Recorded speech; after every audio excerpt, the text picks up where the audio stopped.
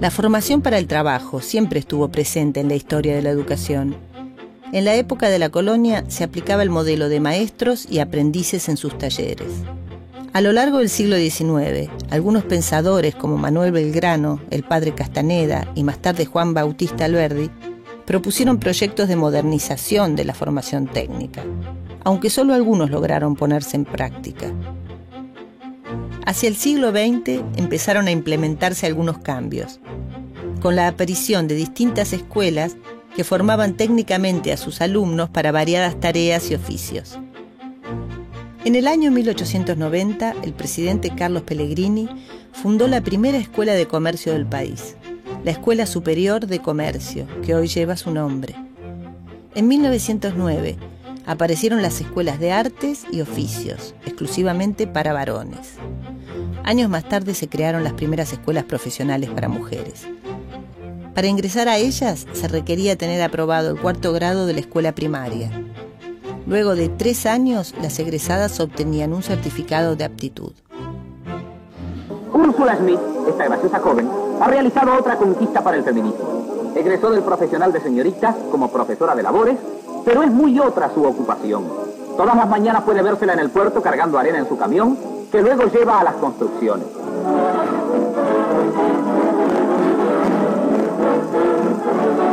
El medio que eligió para ganarse la vida es el que le gusta. Y uno piensa que Úrsula aportó su granito de arena al progreso del feminismo.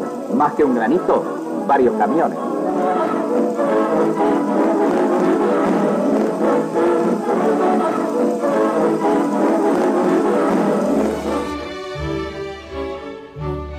Siguiendo el modelo de instituciones alemanas y francesas, las escuelas industriales tenían como fin la formación de técnicos.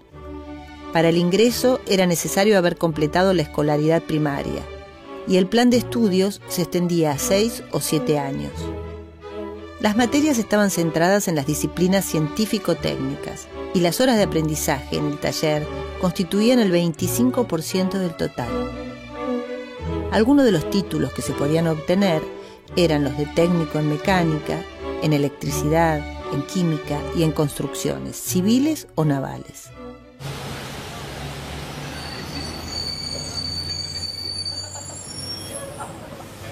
En el periodo de entreguerra en la Argentina, vinculado con la modernización, con los cambios contextuales, con el avance tecnológico, comienza a desarrollarse la expansión de la educación para el trabajo.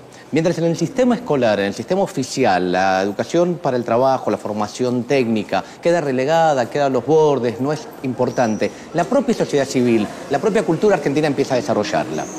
Aparecen la idea del inventor, del sabio, aquel que vincula oficios con creatividad, cierto uso profano de la técnica, la aparición de revistas de difusión masiva como Mecánica Popular, que empieza a editarse tempranamente, como Lupin, donde los saberes de la técnica, los saberes del trabajo circulan.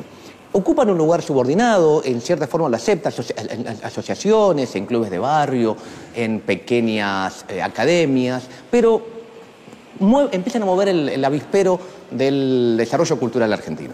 En 1935, el Estado Nacional creó las primeras escuelas técnicas de oficio, que buscaban elevar el nivel de preparación del alumnado. Las 4 especialidades que se dictaban eran electricidad, herrería, carpintería y construcciones. El tiempo dedicado al aprendizaje en taller llegaba al 50% de las horas de estudio. Quienes egresaban de las escuelas técnicas de oficio recibían el título de obrero especializado en la disciplina cursada. Con un año más de perfeccionamiento obtenían el certificado de capataces. No obstante, estos títulos no los habilitaban para cursar estudios superiores en la universidad. A mediados del siglo XX, la formación técnica comenzaba a consolidarse, aunque todavía predominaba la enseñanza humanística en la cultura tradicional escolar. Hacia 1944, la mayoría de quienes cursaban la enseñanza media optaban por el bachillerato o la enseñanza normal. La enseñanza técnica acaparaba solo el 16% de los estudiantes, un porcentaje bajo para una población que se venía triplicando desde el 1900. Era una sociedad que mutaba y se proyectaba hacia un futuro en el que la ciencia, la técnica y la industria serían las estrellas. Comenzaba a popularizarse el uso de la radio y el automóvil. De a poco, los hogares empezaban a poblarse de electrodomésticos. Pero estos avances también generaban nuevos problemas, ya que muy pocos manejaban estos saberes técnicos con la debida experiencia. La enseñanza de estos conocimientos quedó mayormente relegada a academias e instituciones privadas, que ofrecían cursos breves para quienes querían capacitarse en estos nuevos oficios. En 1944 se creó la Comisión Nacional de Aprendizaje y Orientación Profesional, que modificó la distribución matricular de la escuela media y reglamentó el aprendizaje industrial y el trabajo de menores.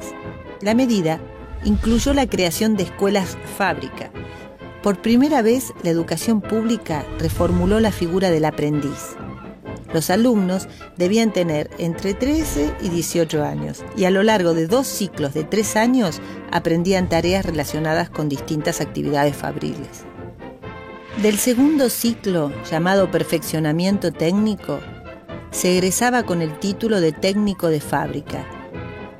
Los alumnos recibían gratuitamente los uniformes, los libros y todo tipo de útiles o herramientas.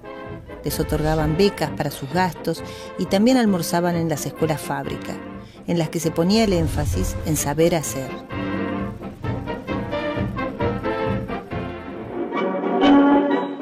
Avellaneda, con 25 aulas en las cuales se dictan clases teóricas y prácticas y un gran número de talleres en funcionamiento, cuenta la Escuela Fábrica de la Nación número 1.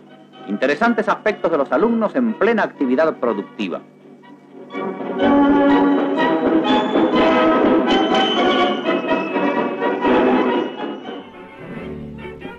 A partir de 1946, el peronismo generó mejoras en las condiciones laborales y el reconocimiento de los derechos de los trabajadores.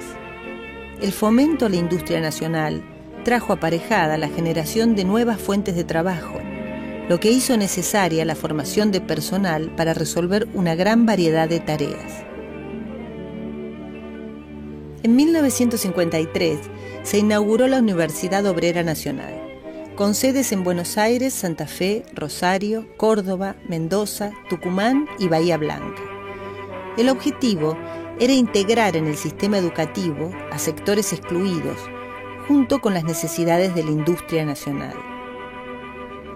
El acceso de las clases trabajadoras a la universidad fue para muchos de los protagonistas de la época una huella fundamental que el peronismo imprimió a la cultura. La conquista más grande fue que allí la universidad se llenó de hijos de obreros, donde antes estaba solamente admitido el oligarca, porque la forma de llevar al oligarca es poner altos aranceles, entonces solamente puede ir el que lo paga. Nosotros suprimimos todos los aranceles. Para la universidad no había ni derechos de exámenes ni nada, era gratis, totalmente gratis, el Estado pagaba eso. De manera que tanto el pobre como el rico podía ir. Luego de 1955 se modificó la política de fomentar la formación laboral de los sectores sociales excluidos. A partir del gobierno de Arturo Frondizi, en 1958, el desarrollismo reinstaló una educación técnica más orientada a materias humanistas, por lo que se volvió a la idea de separar teoría y práctica. Así, en un turno, los alumnos cursaban materias similares a las del bachiller, mientras que en contraturno tenían el taller, donde se aplicaban los saberes técnicos.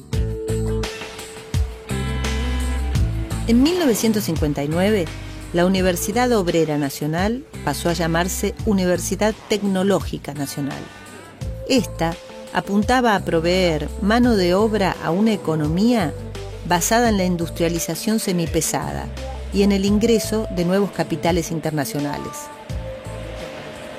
Hemos dado vuelta una hoja del intervencionismo estatizante y agobiante de la actividad económica para dar paso a la liberación de las fuerzas productivas. A partir de 1976, la dictadura cívico-militar inició un proceso de desguace de la educación orientada a la formación laboral en paralelo a las políticas económicas neoliberales. Estas políticas tenían como objetivo la apertura a mercados internacionales y la consecuente destrucción de la industria nacional. Antes la competencia era insuficiente. Teníamos productos buenos, pero muchas veces el consumidor debía conformarse con lo que había sin poder comparar. Ahora tiene para elegir, además de los productos nacionales, los importados. Durante la última dictadura militar, en el contexto de un proyecto económico de descentralización y flexión laboral, el CONET impulsó el llamado Plan Dual. El ministro Brunareno, que era quien lo impulsaba, lo proponía, lo exporta, digamos, de Alemania, y lo que buscaba este proyecto era, por un lado, continuar las políticas educativas de la dictadura de correr al Estado de su lugar principal de formación de la fuerza de trabajo y darle este lugar principalmente a las empresas y a las fábricas. La idea era entonces que supuestamente el trabajador se debía formar casi exclusivamente en el espacio laboral. De esta forma lo que se buscaba era acortar, limitar las posibilidades que la formación para el trabajo podía tener para la formación de mejores vidas para los sujetos y limitarlas a las demandas de la empresa, a las demandas del mercado laboral y a lograr una mejor forma de adecuación del trabajador a las demandas económicas. La década de los 90 fue la época de mayor destrucción de la escuela técnica. Junto con la sanción de la Ley Federal de Educación número 24.195, se crearon nuevos modelos, aunque sin ninguna clase de red de contención institucional ni social. Los principales espacios de formación pasaron a ser las empresas, mediante formas de explotación laboral y sin el reconocimiento de los derechos sociales. Arremánguese y vamos a crecer, arremánguese, hay mucho por hacer, arremánguese.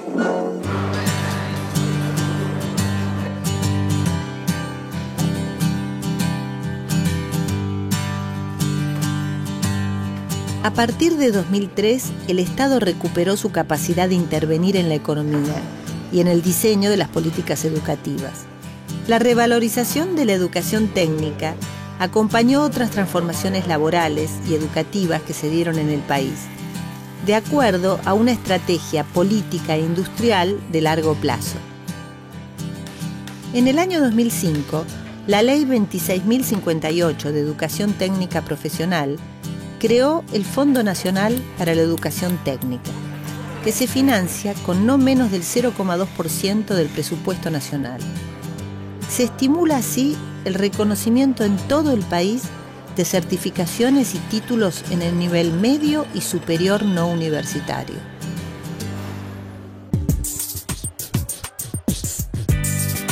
En la actualidad, uno de los objetivos de la educación pública se orienta a la formación técnica y a generar oportunidades para los sectores más vulnerables. El estímulo no solo llega para garantizar una cantidad de derechos largamente postergados, sino que además va en paralelo con las necesidades laborales del país. Para un país en el que el trabajo es la fuente de dignidad y el principal motor de la economía, aprender a trabajar resulta una de las metas que propone la educación pública y gratuita.